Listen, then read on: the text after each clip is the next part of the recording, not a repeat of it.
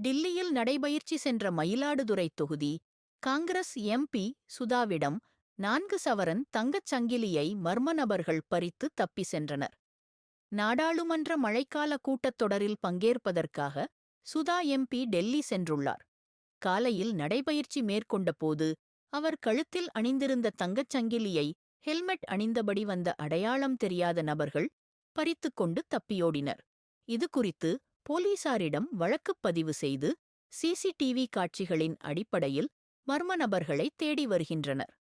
இது குறித்து மத்திய உள்துறை அமைச்சர் அமித் ஷாவுக்கு எழுதியுள்ள கடிதத்தில், எனது தங்க சங்கிலியை இழுத்தபோது என் கழுத்தில் காயம் ஏற்பட்டது. எனது சுடிதாரும் தாக்குதலின் போது கிழிந்தது. சாணக்யபுரி போன்ற உயர் பாதுகாப்பு மண்டலத்தில் மக்களவை உறுப்பினராக இருக்கும் ஒரு பெண் மீது நடத்தப்பட்ட இந்த அப்பட்டமான தாக்குதல் மிகவும் அதிர்ச்சியளிக்கிறது. இந்தியாவின் தேசிய தலைநகரில் உள்ள இந்த உயர் பாதுகாப்பு மண்டலத்தில் கூட ஒரு பெண் பாதுகாப்பாக நடக்க முடியாவிட்டால் வேறு எங்கு நாம் பாதுகாப்பாக உணர முடியும்? என் கழுத்தில் காயம் ஏற்பட்டுள்ளது.